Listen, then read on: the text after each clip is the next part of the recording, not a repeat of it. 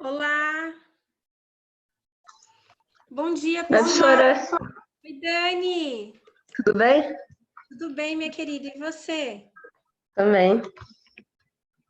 Saudades. Saudades, verdade, né? Logo É, vai muito ruim essa passar. quarentena. É?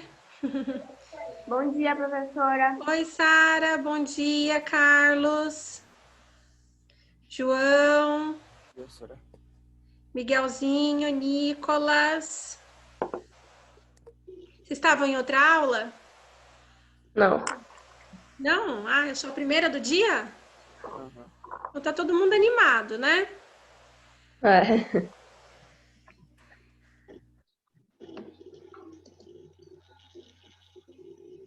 Esperar uns 2 minutinhos para todo mundo entrar.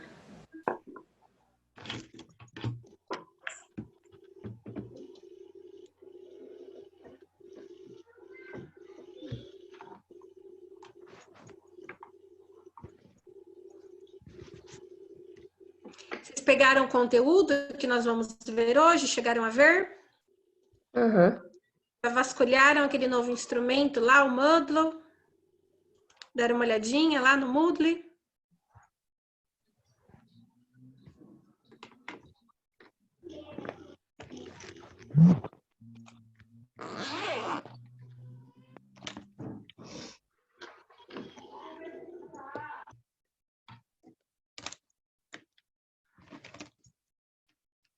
A Sara agora apareceu. Quem? Não, eu tô falando da Sara. Luca.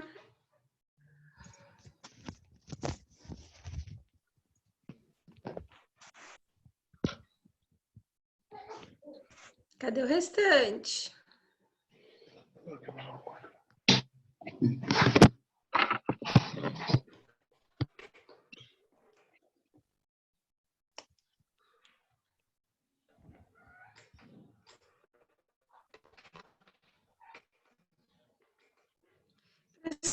Tô vendo uns rostinhos desconhecidos aqui. Oi, Gabi. Isa.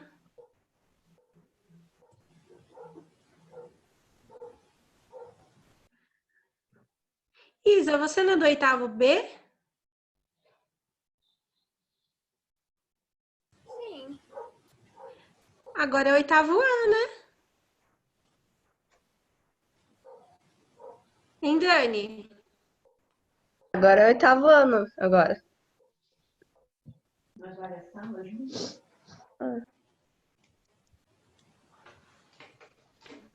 Todos os oitavos?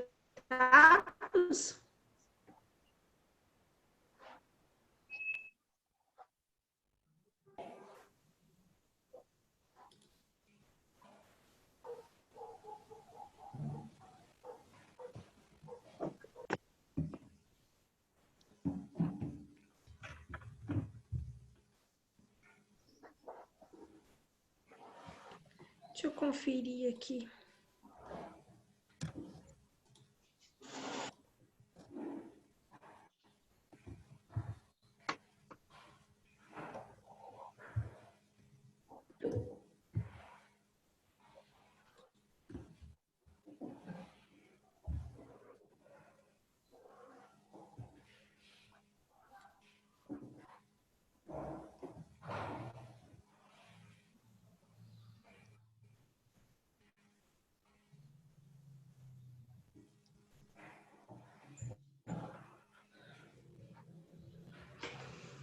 Tem mais gente? Deixa eu ver, a Gabi é do oitavo A, né? Luana. De que sala que você é, Luana? Oitavo A. Oitavo A. A Luana, aluna nova. Aí tem a Isa, que é do oitavo B, né, Isa? Sim. Mas ainda tem pouquinha gente.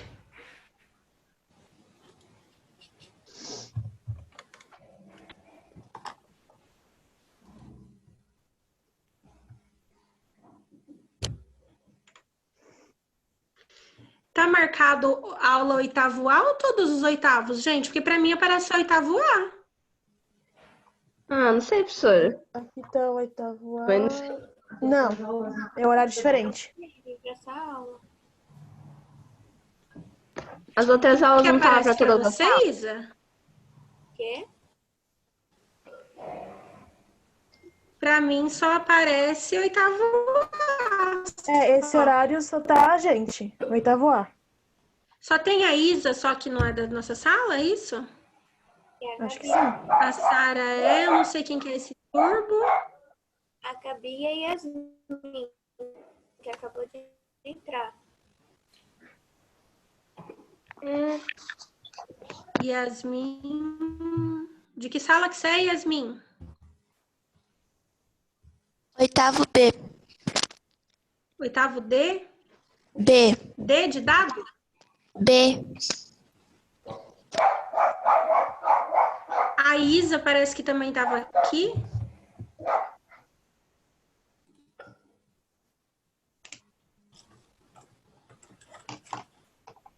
Oi, Davi!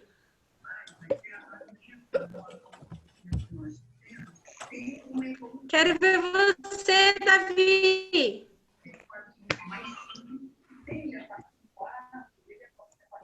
Vou ligar a sua câmera que eu quero te ver.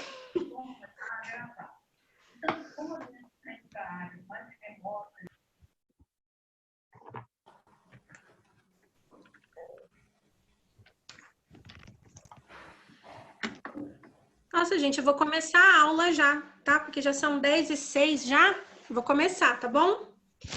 Então, vamos lá. Eu vou espelhar para vocês aqui a apostila para vocês irem acompanhando comigo, tá? Nós vamos fazer a revisão do primeiro bimestre, tanto para finalizar o bimestre, quanto para vocês fazerem a atividadezinha avaliativa que vocês irão fazer depois da aula, certo? Então, vamos lá. Peguem aí a apostilinha de vocês e abram lá na página 31.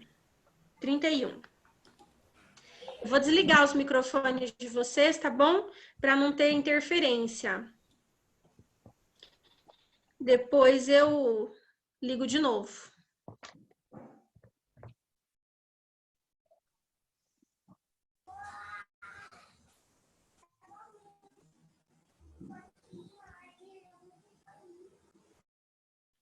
Pronto, depois eu ligo de novo, tá? Se vocês tiverem alguma dúvida, marca aí e depois a gente tira as dúvidas. Então, vamos lá. Bom, ver no comecinho do bimestre, né? É a narrativa, tá? O que é a narrativa? A narrativa são textos que contam uma história. Essa história, ela tem que ter começo, meio e fim, né? Ela tem que ter um final. E ela também tem que ter vários outros elementos para ser considerada uma narrativa. Primeiro, quanto à temática, a narrativa ela não tem um compromisso com a realidade, tá? Principalmente os contos de ficção. Então, são gêneros, são textos onde você tem liberdade criacional referente ao tema. Outras coisas que é necessário que se tenha em uma narrativa. Primeiro, narrador, que está aqui na página 31 explicando. O narrador de uma narrativa, ele pode ser em primeira pessoa, ou seja, o personagem faz parte da história, ou ele pode ser em terceira pessoa, apenas observando o que os personagens estão fazendo, né? Como que você sabe qual é o tipo de narrador de uma história? Olhando a marcação verbal, né? Então, por exemplo, fiquei ansioso a manhã toda. Fiquei é eu, é o pronome eu. Então, eu sei que eu estou fazendo parte da história. Então, você precisa observar atentamente os vários verbos que nós temos na história para poder identificar se o narrador ele faz parte ou não da história, tá? Além do narrador narrador, nós também precisamos ter os personagens e as suas características. Precisamos ter um tempo. E lembrando que o tempo, gente, ele não é necessariamente uma data, tá? 30 de março, não. O tempo, ele pode ser em uma tarde ensolarada, tá? Da mesma forma, o lugar. O lugar, ele não precisa ser um lugar específico. Jundiaí, São Paulo, Brasil. Não. Ele pode ser um lugar que não tem uma especificidade. Por exemplo, na casa de Maria Clara e seus irmãos. É um lugar, tá? Então, prestem atenção nisso, não queiram procurar o tempo e o espaço de modo específico, que muitas vezes vocês podem não encontrar em uma história, tá? Bom, nós também temos, muito importante em uma narrativa, o clímax, que é aquele momento de maior tensão, aquele momento que, ai meu Deus, o que vai acontecer? E também temos que ter o desfecho, tá? Que é um final para essa história. Então, esses aí são alguns elementos que fazem parte de todos os tipos de textos narrativos. Porque narrativo não é só conto, né? Tem o conto, tem a crônica, tem a peça teatral, tem a história em quadrinhos. Tudo isso é um texto narrativo. Tudo isso conta uma história. Então, todos esses tipos de texto, eles precisam ter todos esses elementos que eu falei para vocês, tá? Implicitamente, escondidinho ou explicitamente. Muito bem. Então, tipos de narrador, falamos. Características da narrativa, também falamos. Aí eu quero ir lá para a apostila, lá no finalzinho da apostila, quando a gente começou a ver as características da peça teatral. Aqui é um pouquinho lardinho. Depois a gente vai voltar aqui para a página 36, mas eu quero terminar a parte literária primeiro, para a gente focar na gramática. Que é aquele textinho que a gente viu do Shakespeare, né? Lá do Sonho de uma Noite de Verão, aqui.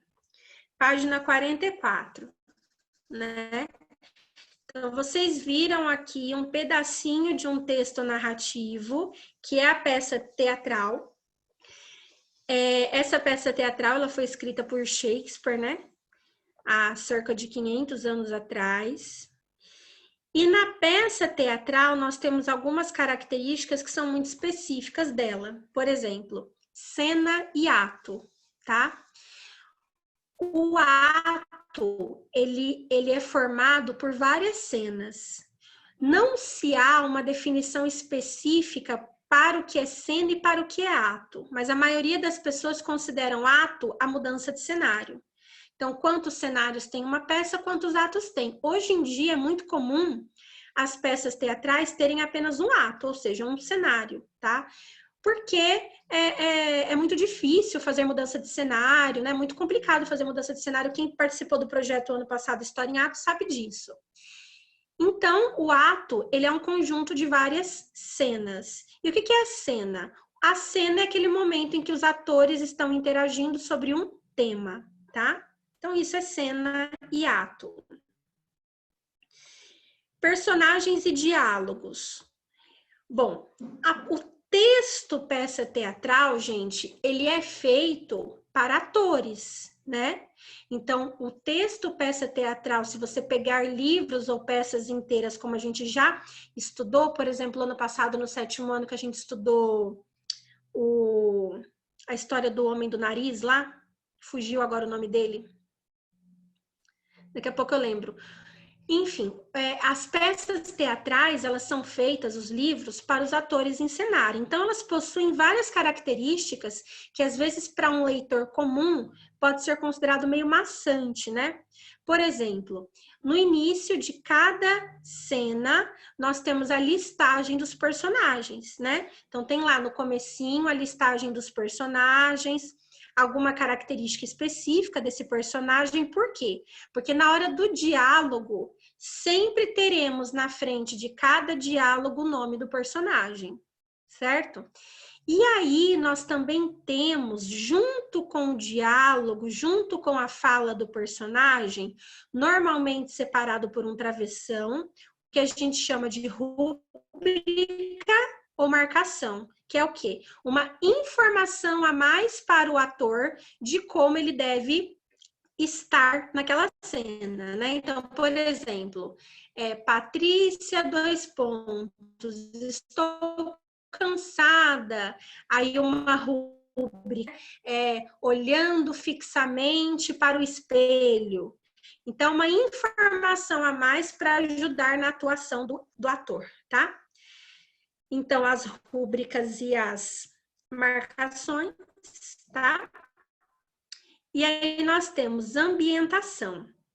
Em uma peça teatral, quando ela é encenada, não é para ter um narrador, tanto que era uma coisa que eu pegava bastante no pé o ano passado nas peças. Claro, às vezes tem uma participação de um narrador lá atrás, comentando alguma coisa, mas basicamente a função de mostrar tudo o que está acontecendo é do ator, tá? Então, como que se fala, em que época se passa aquela peça? Por muitas maneiras. Pelo modo como as pessoas falam, vocês já estudaram que de acordo com o passar do tempo, as pessoas passam a falar de modo diferente, as palavras mudam, o vocabulário muda, né? Então, pelas palavras, pela vestimenta, pelos acessórios, pelas coisas que tem, pelos objetos que tem no cenário.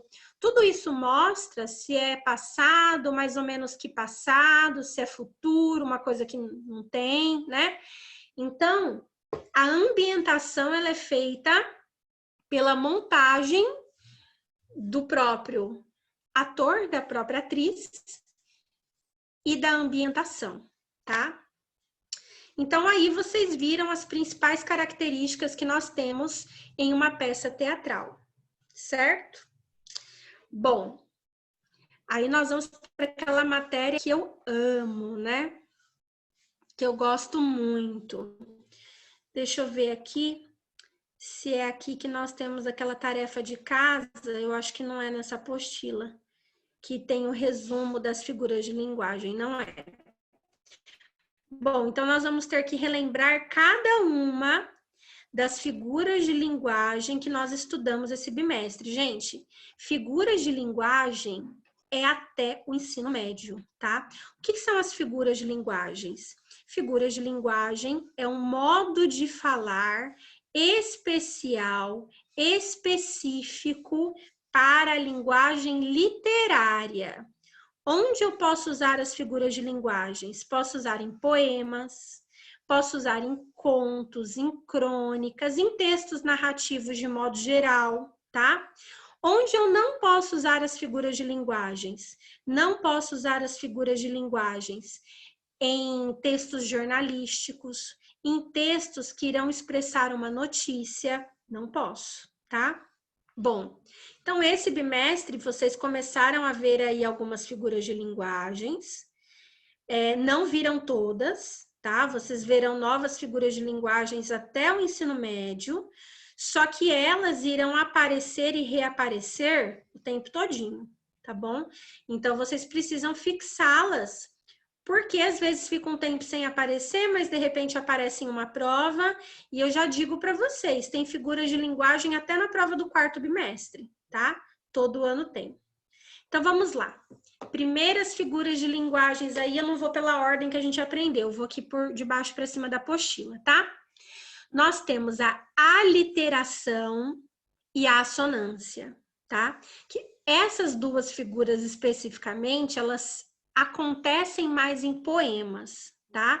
Por quê? Porque elas servem para dar uma sonoridade, um som ao poema. O poema nada mais é do que um apanhado de versos e estrofes que acabam tendo uma musicalidade própria. E essa musicalidade própria, ela é feita de uma construção de muitas coisas, entre elas as figuras de linguagem. Então, essas duas que eu vou falar agora, elas são mais específicas de poemas. Nós temos a aliteração e a assonância. São efeitos de sons, tá? A aliteração, ela é a repetição de uma consoante várias vezes em uma estrofe ou em um verso. Então, repete-se várias vezes uma consoante, qualquer consoante. Você percebe isso. Não sei se vocês se lembram, lá no 6º ano, quando a gente estudou aquele poema Café com Pão, do Manuel Bandeira. Lembra? Café com pão, vixe Maria, lembra? Muita força, eu preciso, muita força, lembra? Nós fizemos isso. E vocês falaram que nós tínhamos muitas vezes a repetição, por exemplo, da consoante F, do S, do R, tá? E nós temos a assonância, que é a repetição de vogais. Então, várias vezes, sempre propositalmente, a repetição das vogais. Eu tenho um macetezinho meu particular que eu uso para decorar essas duas, né? Como que eu faço? A assonância, ela tem 2 S's ali. Então, é consoante. Então, eu penso assim, a palavra que tem um excesso de consoante, na verdade, é repetição de vogais. E a literação é de consoantes, S's, mas opa, não é repetição de consoante, é de vogal, tá? Então, primeira figura de linguagem. Próxima, tá um pouquinho devagarinho aqui, gente, mas eu quero mostrar para vocês na apostila, para vocês terem facilidade de achar isso daqui durante todo o ano, tá? Pleonasmo, né? Uma figura de linguagem muito usada por vocês, mas sem querer, né? Pleonasmo é a repetição de uma ideia. Não tem nenhuma palavra sendo repetida nessa figura de linguagem, apenas a ideia, que é o famoso, né? Descer para baixo. Pode ser que também haja repetição de alguma palavra, né? Por exemplo, ali, eu canto um canto matinal. Tá repetindo a palavra. Cantar 2 vezes, a ideia de cantar. Mas nem sempre tem a repetiçãozinha da palavra, tá bom? Então, pleonasmo. Figura de linguagem que consiste na repetição de ideias. Eu vou chegar com tudo na sala de aula com chamada oral disso, hein, gente? Polissíndeto, tá? Síndeto significa conjunção. Síndeto são as conjunções que vocês estudaram no 6º e 7º ano das classes gramaticais. Poli significa muito. Então, polissíndeto. Excesso de síndetos. Excesso de conjunções. Então, é quando eu tenho uma repetição grande de conjunções dentro de um texto, tá? Vários mas, vários se, vários por isso, porque, isso é polissíndeto. Vamos subindo.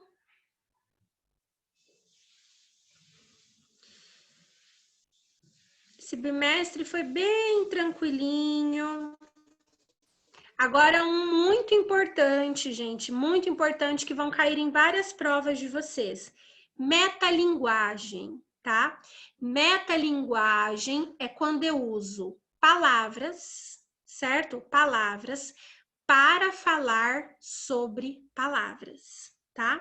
Então, por exemplo, um dicionário, ele é metalinguagem, porque eu uso palavras para explicar significados de palavras. Um poema que fale sobre os usos das pontuações é metalinguagem, eu estou usando as palavras para falar das próprias palavras. Então, metalinguagem é quando eu utilizo palavras para falar sobre palavras, tá? Textos. Esse cai bastante. O que mais? Vamos ver. Figuras de linguagem caem em praticamente todos os concursos que futuramente vocês forem fazer, de qualquer matéria, qualquer área. Então, eu quero ser veterinário. Tem grande chance de cair alguma coisa. Por quê, gente? Figuras de linguagem são textual, né? Então, você precisa ter uma interpretação textual além, diferente, né? Então, é uma questão aí de feeling, de esperteza, de atenção. Não quero deixar passar nenhuma. Quero comentar todas com vocês. Então, vamos indo. Lembro que lá no comecinho da apostila tem bastante. Daqui a pouco a gente volta aqui nessas páginas, que é a parte gramatical. Bem tranquilinha também.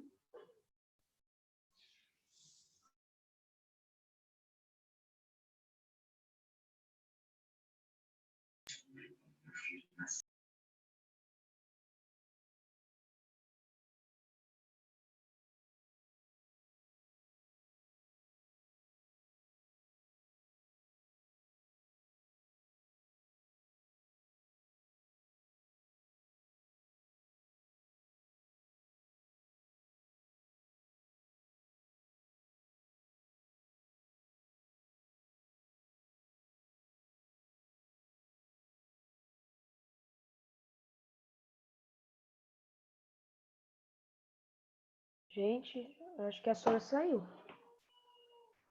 Acho que Você quer caiu falar aqui. só pra mim que travou o negócio todo aqui? A Sora saiu. Oxi, Caída da net dela. Não, saiu. deve ter caído, porque pra mim tava travando demais a voz dela. A mim também. Pronto, voltou, né, gente? Travou para todo mundo aí, foi isso? Travou.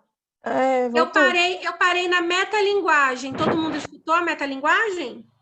Sim. Beleza, então a gente está juntinhos. Então vamos lá. Voltando aqui. Deixa eu espelhar de novo para vocês a apostila. Metalinguagem, nós paramos, né? Certinho. Vamos indo. Vamos indo. Não vamos deixar escapar nenhuma delas. Lá no comecinho da apostila tem outras, tem mais. Aqui, ó. Amo essa figura de linguagem, acho ela muito bonitinha. É o suavizar uma ideia, né? Então, em vez de falar morreu, partiu dessa para melhor, foi morar com Deus, né? Foi para o céu. Então, eufemismo é a suavização de uma ideia. O que mais? Hipérbole. Hipérbole é o contrário. Eufemismo é a suavização. Hipérbole é o exagero, né? Isso aí vocês têm bastante hábito, né? Então, morreu de amor, chorou um rio de lágrimas, levou 1000 tiros, né? Então, é quando você quer exagerar em uma ideia, você está utilizando a hipérbole. O que mais?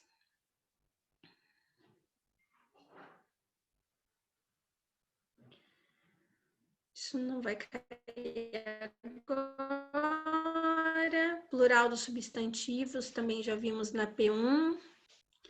Separação de elementos vimos na P1 também.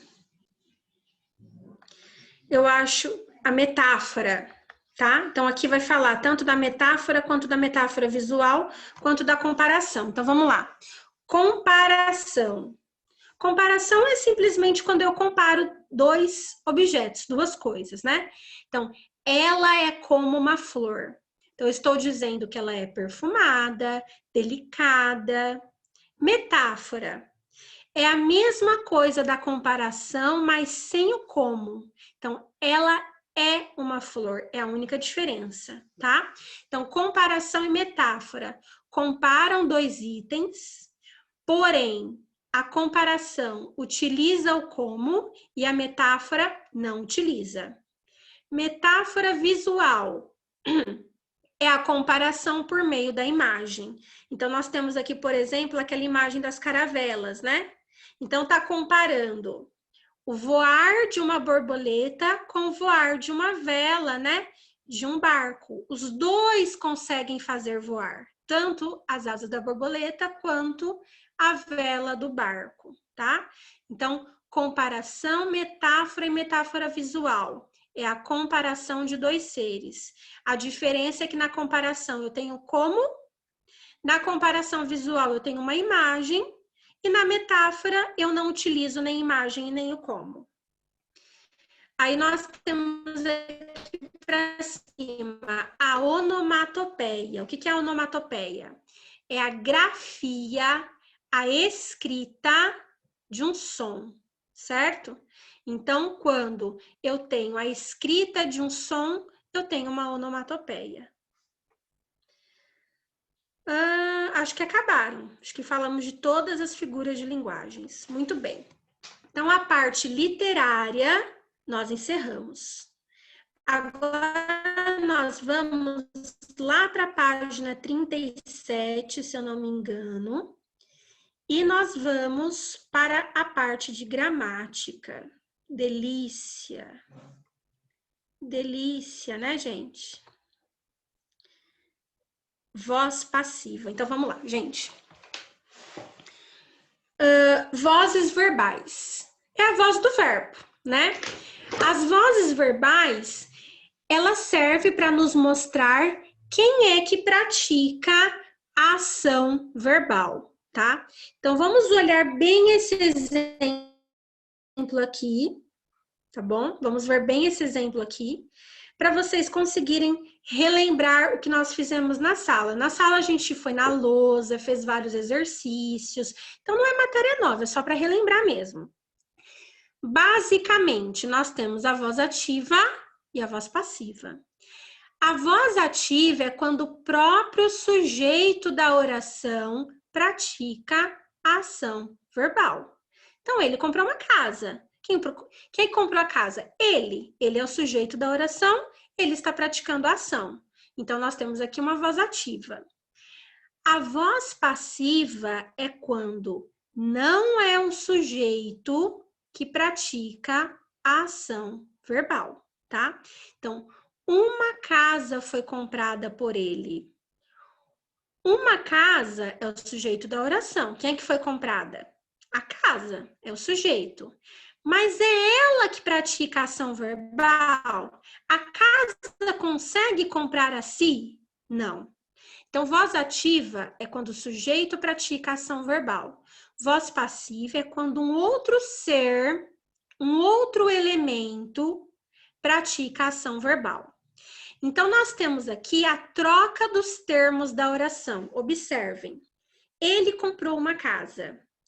Qual é a modificação feita para essa voz ativa se tornar uma voz passiva? Primeira coisa, o objeto, né? Ele comprou o quê? Uma casa. O objeto da oração, ela se torna sujeito, tá? Só que como é um sujeito que não faz a ação verbal, a gente chama esse sujeito de sujeito paciente, porque ele não faz ação. Então, o objeto da voz ativa se transforma em sujeito. O sujeito ele vai lá para o final da oração, ganha uma partícula por, uma preposição, e ele se torna o agente da passiva, porque é ele que faz a ação. Ele está lá no final da oração, mas é ele que faz a ação. E o nosso verbo, ele ganha um verbo auxiliar e vai para o particípio, tá?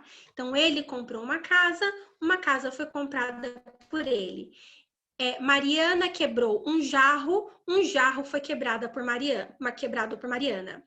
Eles ligaram o ventilador foi ligado por eles. Márcio comprou um espelho foi comprado por Márcio. Tranquilo, né, gente? Isso é bem tranquilinho, a gente fez bastante em sala de aula. Aí, nós temos, depois, aqui, ó, voz passiva sintética, tá? Nós temos dois tipos de vozes passivas. A voz passiva sintética, que é aquela, prestem atenção aqui, ó, voz ativa. Cortaram meu cabelo, eles, né? Eles cortaram meu cabelo, voz ativa. Quando eu passo para a voz passiva analítica, é o que eu expliquei ali em cima, a gente inverte. Meu cabelo foi cortado. E na sintética, o que acontece?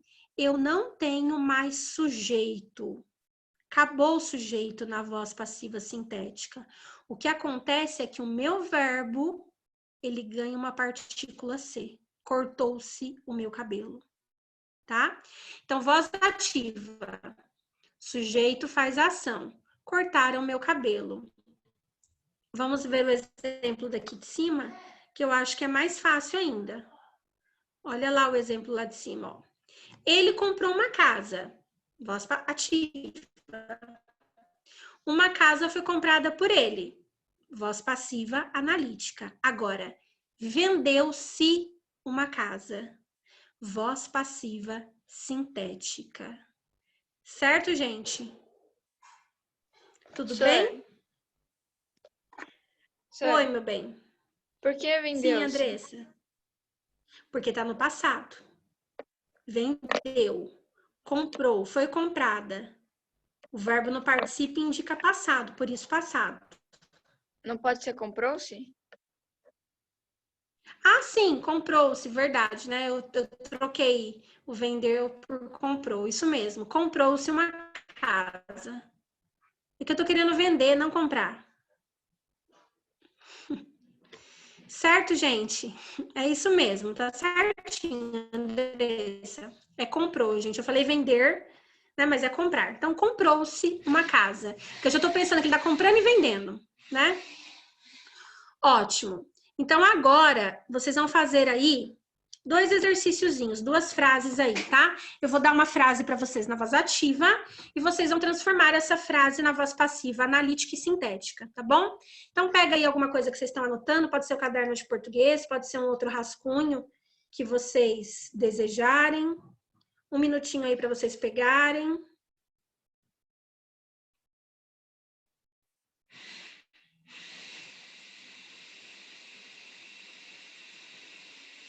Peguem aí.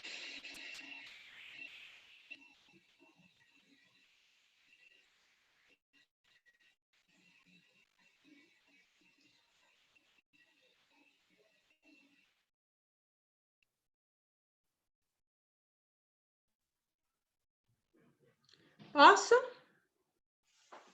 Então, vamos lá. Primeira frase. Os meninos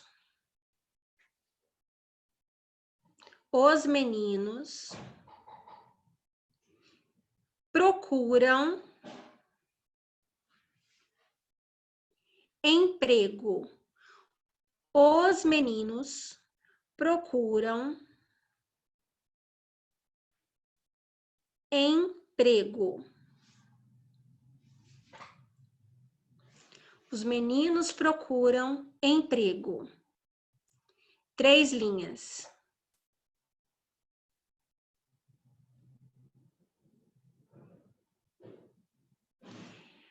A aluna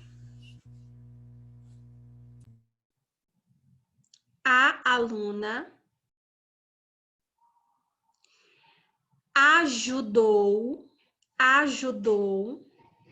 a aluna ajudou sua irmã. A aluna ajudou sua irmã. Então, 2 minutinhos para vocês fazerem.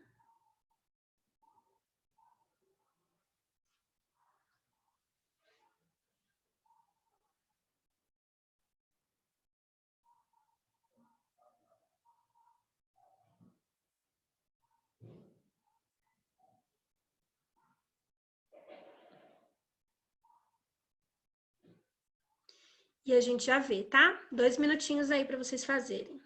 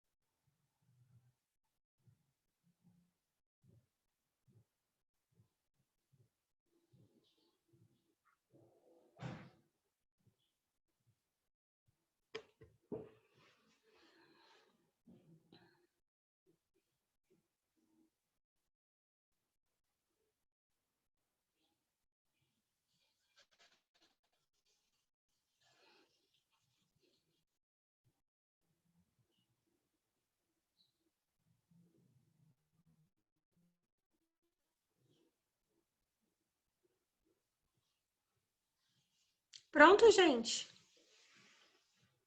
Então, vamos lá. Primeira frase. Os meninos, como que é mesmo? Os meninos procuram emprego? Foi isso que eu falei? Então, os meninos procuram emprego. Como é que vai ficar? Vou ligar o microfone de vocês para vocês participarem.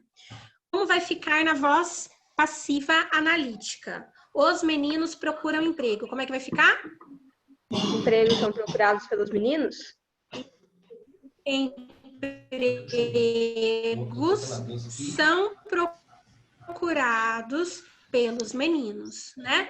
Verbo no presente, auxiliar no presente. Procuram no presente, são procurados no presente, tá? Então, empregos são procurados pelos meninos. E aí, a segunda? A aluna ajuda a sua irmã, não é isso? Como é que vai ficar? Seria... Ajudou? Ajudou. Né? Isso, Dani, obrigada. Como é que ficaria? Ajudada pela aluna? A irmã, muito bem, Andressa, foi ajudada pela aluna. Ajudou é passado, então eu tenho que transformar no passado. Agora, como que vai ficar na voz passiva sintética, o primeiro? Então, os empregos são procurados pelos meninos. Como é que vai ficar isso na voz passiva sintética? Como ficou na sintética? Procura-se emprego? Ou Os empregos... Procuram-se empregos? Isso, procura-se empregos. Quando nós colocamos a partícula C, nós podemos colocar no singular também, não tem problema. Tá? Então, procuram-se ou procura-se empregos. Procuram-se ou procura-se empregos. Entra lá na regrinha do sujeito indeterminado.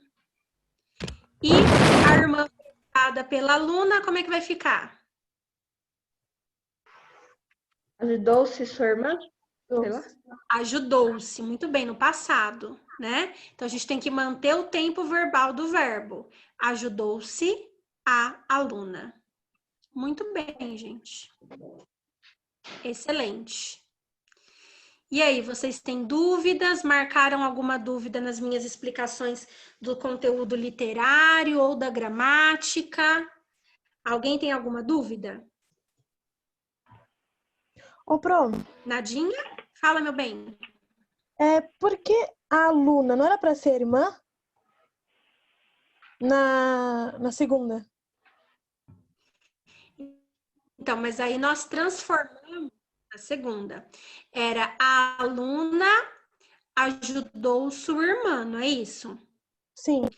Quando nós colocamos na voz passiva, o objeto vira sujeito. Então, ajudou quem? A irmã é objeto. Então, a irmã virou sujeito lá na frente. A irmã foi ajudada pela aluna. A gente inverte a ordem, tá? O objeto vira sujeito e o sujeito vira lá atrás agente da passiva. Tudo bem? E aí, na voz passiva sintética, ajudou-se a irmã. Ajudou-se a irmã. Foi a aluna que ajudou a irmã. Então, ajudou-se a irmã. Foi a irmã que foi ajudada. Tudo bem, gente? Nenhuma dúvida? Alguém tem alguma dúvida? Pode perguntar agora. Fiquem à vontade. Tudo certinho? Tá. Então, tudo ok? Vocês têm outra aula depois da minha ou não? Inglês. Inglês. Tá. Então começa às 11, né? Então eu vou dispensar vocês, se não tem nenhuma dúvida. Eu quero que vocês tenham um bom restinho de sexta-feira, um bom final de semana. E a semana que vem a gente volta com as nossas aulas do segundo bimestre, tá bom? Tá. Então, gente, ó. Beijo para vocês, tá? Fiquem com Deus. Bons estudos, tá bom? E a semana que vem a gente se vê, tá? Acho que é na quarta e na sexta, se eu não me engano, a nossa aula. Beijos. Podem ir. Tchau, gente.